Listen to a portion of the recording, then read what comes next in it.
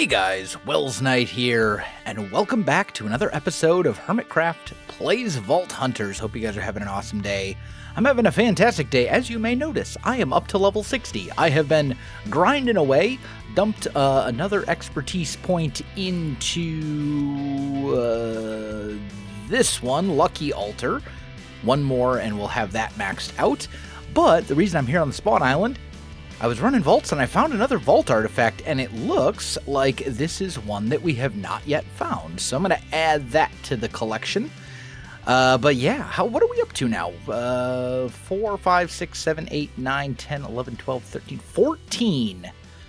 Okay, we are a little over halfway there, although, as we know, once you get down to the point where there's only like 1 or 2 artifacts left, it's going to slow down considerably because it's just RNG that you don't already roll one that you've already gotten. And as you can see, we've got a little chest here. Some of these, one of these is mine. I don't remember which one. But sometimes you'll get an artifact and it's just one we've already collected, so whatever. But yeah, not too bad. Now, the reason I have been running vaults, other than the fact that excuse me? I would like to be at my base, please. That was very strange. The reason that I have been running vaults is because I want to unlock new mods. And we should actually have just enough knowledge shards to make 4 knowledge stars. So that means I need to make 4 extraordinary benatite, which means I need 16 of these. There we go. And bada bing, bada boom, we have 20 unspent knowledge points. That's a lot. That means we can unlock basically any mod that's on here. So we got a couple options. We do actually have enough to unlock both create and mechanism, which is really tempting. Actually, is that right? No, we don't. We could unlock one of these, because the first one would cost 6. And then the second one would cost 6 plus 12. Yeah, so actually we would need 4 more knowledge points to get both of these.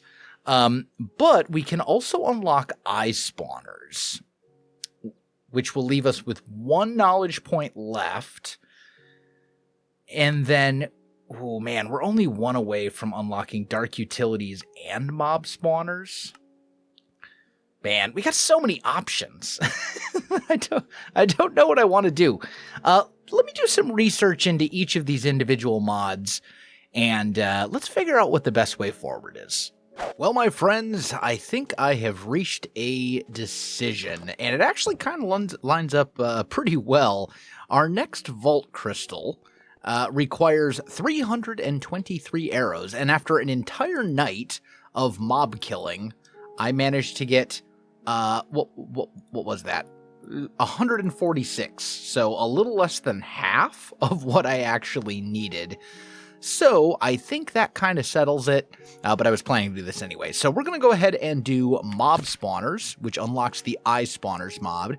I did run 1 more vault to get an extra knowledge star, and we'll get mob spawners and then combine that with dark utilities, which between those 2 mods, you can make some pretty amazing mob farms.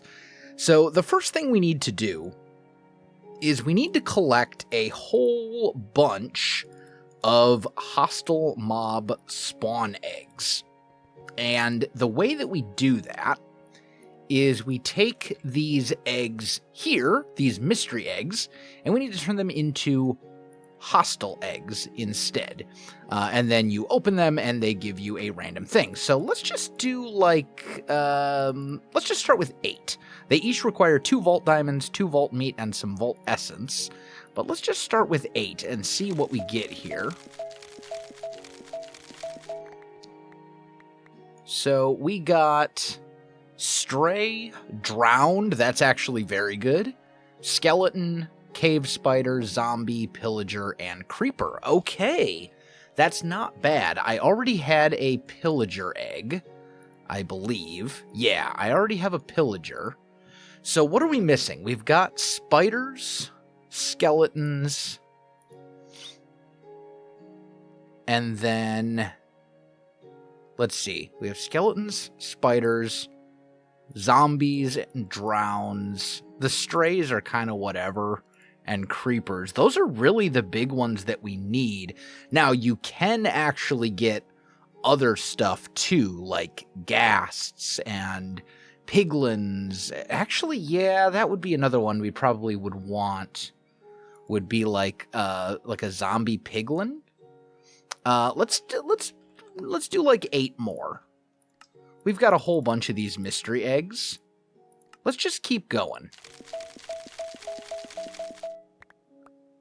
And I think we just got 5 zombies.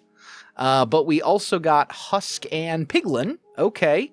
And Shulker. That one's interesting. I don't know how we would set up a farm for those. I mean, let's just keep going. I'm curious to see what else we can get. Enderman, Blazes. Okay. So, yeah, there is unfortunately no... we get cave spiders, which are functionally the same as regular spiders, so that will work fine for string and stuff like that. I think this is a pretty good base to start with. This is the big stuff we need, starting with skeletons. And then I think what we might do is set up this mob farm, and then from there, we can go ahead and make a shop at spawn to sell mob drops. Maybe sell them for like vault bronze or something like that. Like maybe, I don't know, 30 to like 1 silver for a stack of, well, that's probably too expensive. Maybe like, I don't know, 32 vault bronze for a stack of arrows or something like that. I don't know. We'll figure something out. Or actually, I mean, 1 silver would only be 9 bronze, right? So maybe 1 silver for like a stack of... I don't know. I'll worry about the prices later. Plus, I know False is working on a shop right now, so we'll see what she's doing as far as currency and stuff goes. But now that we've done that, now we need to make the actual eye spawner itself. And this is where things get a little tricky. So, cage dust. You need cage dust to make the cage pieces, and then you need 4 cage pieces and 4 black chromatic steel ingots, and then an echo pog to make the survival spawner. Thankfully, you only really need 1 survival spawner. At least, there's certainly benefits to having more, but you can reuse the same spawner. You can essentially swap these eggs around and make it so, oh, I want this to be a zombie farm now. Oh, now I want it to be a skeleton farm, and so on and so forth. So you don't need to have a individual spawner for every single egg. You can have 1 spawner and reuse it. But I do have a little bit of cage dust. You can get this by... destroying spawners, at least in the vaults. I know when I've destroyed them in like dungeons and stuff, that's how I've gotten all of these. You might be able to get it from destroying overworld spawners as well, but I haven't really found enough, and it's not a guaranteed drop. It's a percentage chance. But you can also craft it, thankfully. So let's see here. I've got 4. Each of these is going to require 8, so I need 28 of these.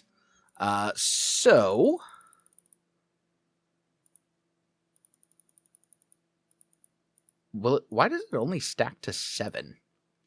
That's very strange. Okay. That's such a weird number. Why does it only stack to 7? Well, now I only have 4. Okay, okay. I'm out of chromatic steel. Okay, well, let's go ahead and make some more chromatic steel then. It looks like I'm going to have to make more anyway. And then, yeah, okay, that's what I was afraid of. So we have enough of the cage dust now, but we also need to make some of those so we can make 4 of those. There we go. Then we do this. And then, okay, we need 4. I need 1 more. There we go. Wait a minute. You go in there. I don't think I'm going to have enough. Yep. Okay, so I need, what am I missing? Refined carbon? Let's just make like 4 stacks of that. And then that should be fine. We can make a stack of this. And how much black? I've got 4. I need, let's see, cage piece. Do that. And then I need 1 more, I believe. And now, oh, and I need the echo pog. That's kind of important. Which means I need to make, this pains me a little bit, but it's fine. How many pogs do I have right now? Just 1?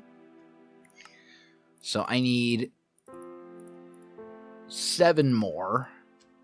And that allows me to make the echo pog, which I can then use to make the spawner. There we go. And we can put this down and pick it back up. Thankfully, you don't need Silk Touch. But if you set it down and you right-click on it, you'll see it has an option for always on, and it has an option for redstone on, which means when it's receiving a redstone signal, it's on. And then you basically just put the mob egg you want in here, and let's just grab one of those eggs. I wonder if it works with passive mobs as well. Let's test. Does it? Does it work also with passive mobs? If I throw a sheep in here, yeah, look at that. It totally will. So we can say always on, and it will just spawn sheep, and you can see it's pretty quick. And then you can just take the the spawn egg out when you're done. Let's get these sheep out of my base. You can take the spawn egg out when you're done, and you're basically good to go.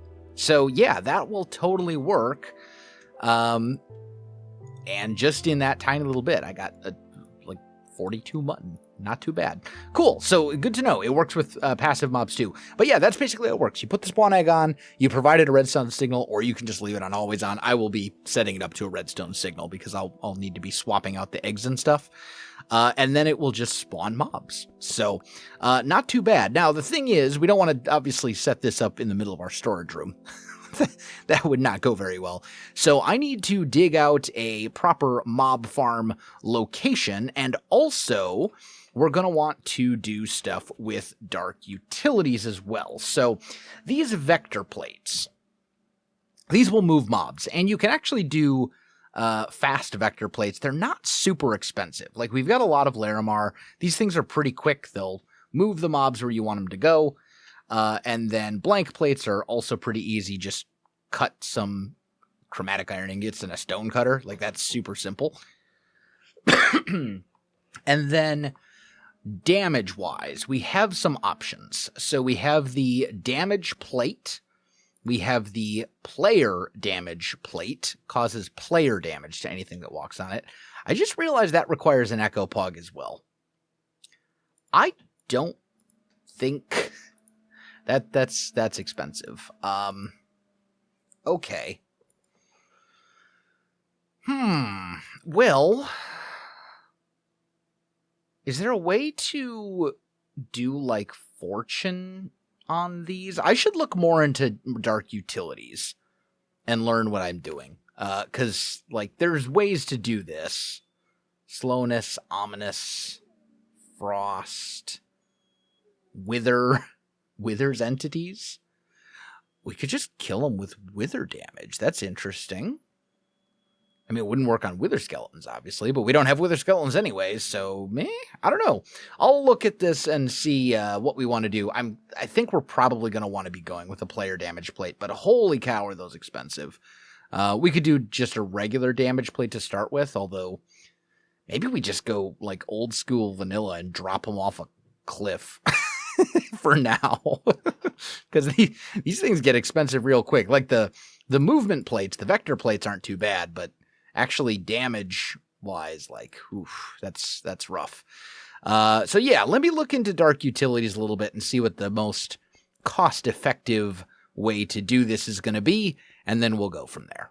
So while I was thinking about the whole mob farm setup thing, I decided to run another vault, just for fun, and I got another artifact. And it looks like it's another one that we haven't actually gotten yet. So I think that makes 7 artifacts now that I've contributed. So I've been having a think and just running vaults. I'm up to level 65 now, which is pretty amazing. But I've decided I wanted to grind a few more knowledge points was the big reason. And I think what I want to unlock the elevators mod. And this way we can put our farm underground. I can put an elevator right here. We can just pop into this little section right here, poof down to it, poof back up. And that way it's all nice and buried. I spent way too long trying to think of a way to make a mob farm up kind of on the surface that looks good. And I was like, you know what? Nah, let's just put it underground. And then, you know, we'll be able to do stuff with it that way. Also went ahead and set up all of these easy villagers farms, the iron and the regular farms and stuff. Should have done that a while ago just so they'd be passively sort of generating resources for me. I think I've got wheat going in this one. This is beetroot, and then this is carrots. But yeah, so we went ahead, we've unlocked the elevators mod, and then I think I've got 6 unspent knowledge points. The more I think about it, let's just bite the bullet. We're just going to get create. I honestly am not a huge fan of the create mod as far as playing around with it. Like, it's fun, it's cool, it does some interesting stuff, and it's nice to mess around with, but it can also be kind of tedious from time to time because there's just so many different steps for everything. But with that said, it's a crazy versatile mod that allows you to kind of make farms for everything. You can farm crops, you can farm trees, you can farm, you can create mining things, and like you can do so many different things with create that really the only thing that rivals it, I think, in this pack for versatility is maybe Botania. And Botania is a mod that I have played for years and still have no idea what I'm doing. So yeah, we'll go create. And then I think our next mod unlocks, I think we might just finish off these 3 quality of life mods next with our next 3 knowledge points. And then after that, I think we start saving up for mechanism. And then we'll basically have all the mods that we really, really want, I think. So anyway, elevator. We need elevator blocks. So they're not super expensive, honestly.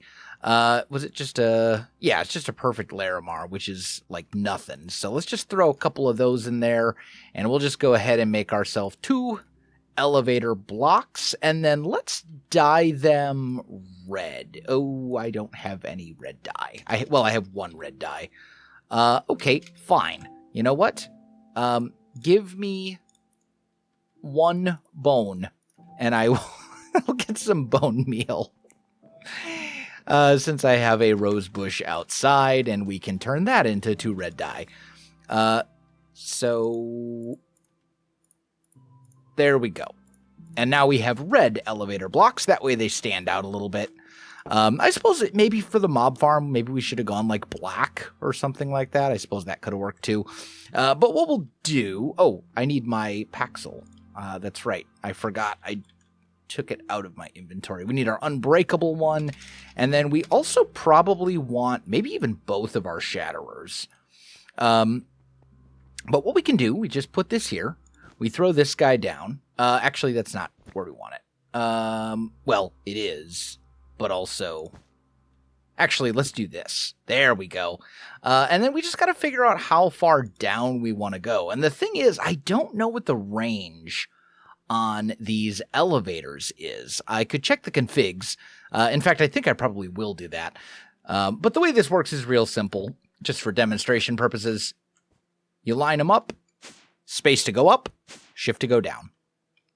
Super easy. And great way of getting up and down quickly, but it does have a limited range. I think the default for the mod is 32, but that very well may have been changed. So anyway, I'm going to set up a room, dig it out, and all that kind of stuff, and then hopefully we can get this mob farm set up. Well, my friends, it is the next morning, and the mob farm is done, and I am super happy with it. So, check this out. We'll pop down on our elevator. There's a lot going on here. Let me break it down for you a little bit at a time. So, first of all, this is the killing chamber. Now, it should be noted that the eye spawners don't care about light level, so it doesn't need to be dark in here. Unlike a vanilla mob farm that would make use of a spawner, that we don't need to worry about that. So that's good. So let's kind of break this down a little bit at a time. First of all, we have all of our dark utilities plates. These push things. They do exactly what you would expect them to. Mobs stand on them and they get pushed in the direction the arrow points. So we have on the sides, all of the arrows pushing this way, and then in the center column, they push towards this little bit right here. Now this is a modular router with a vacuum module. It will essentially suck up all items within a, I think it's a 12-block radius, and then this sender module will send them to this chest right over here. You can see these plates that I broke got automatically sucked up and sent over there. There's also some speed and stack upgrades just to make sure that this thing can keep up with all of the various drops. Now, back here, we know that the spawner is set to respond to a redstone signal. So this is a redstone, I think it's called a redstone transmitter, a redstone link. This is from the Create mod. It's not super expensive, but it does require some brass, so I had to do a little bit of stuff within Create as far as mixing, and we'll deal with that later when I actually automate that. But basically, this is wireless redstone. So hiding back here is the transmitter, and you can see I've got it set to 2 polished basalt as like the channel or the frequency. And then over here, it sends the signal that this one receives. So when I flip this lever, you can see this is lit up. When I flip that lever, this thing is now lit up as well, and the spawner is powered. Now, there's not an egg in there at the moment, which is why it's not spawning anything, but that way I can activate it without actually having to go into the room and doing it manually. So that's pretty nifty. Now, Now, let's get our plates back. There we go. And then this is what we use to actually kill the enemies. This is a player damage plate from Dark Utilities. Basically, the way that it works is in the game, there are certain mobs that drop things only if damaged by a player. This counts as damage from a player, even though it's technically a thing. So that's why we're using a player damage plate. And then we just... oh, yeah, okay, mistakes were made. Mistakes were made! That's all right. You can shift... you can shift to walk around on these without taking damage, thankfully, and being affected by them. So yeah, basically mobs will spawn in here. They'll all get drawn into that player damage plate. The damage plate will kill them. The modular router will suck up all the items and send them to this chest. Now, for the moment, they're being sent to this chest, but in the future, I'm going to have like a little mini storage drawer array down here where the items will be sent into a drawer controller, and then the bad items, the stuff I don't care about, like gold chest plates and bows and random stuff like that will get voided into a trash can. That's essentially going to be the plan, but I need to unlock a couple more mods first. I think there's a way to do that with modular routers, but I have kind of a different goal in mind. So I'm probably just going to hold off until I unlock some new stuff. But yeah, that's how it works. Now, I want to be able to swap the eggs out without actually having to go in there, because actually walking into this room every time I want to make a change, that's kind of annoying. So I did craft up a bunch more spawn eggs. This is what we have right now.